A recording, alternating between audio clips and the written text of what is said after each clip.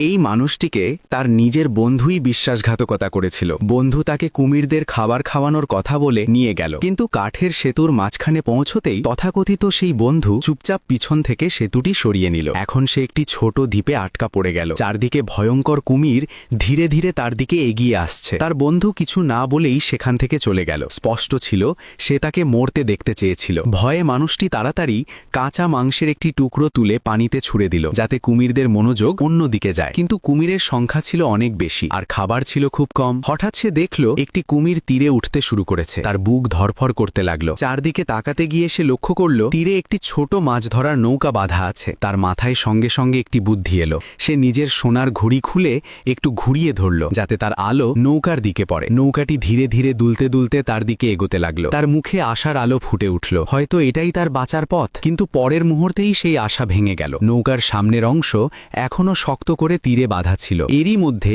একটি কুমির ভয়ঙ্করভাবে তার কাছে পৌঁছে গেল।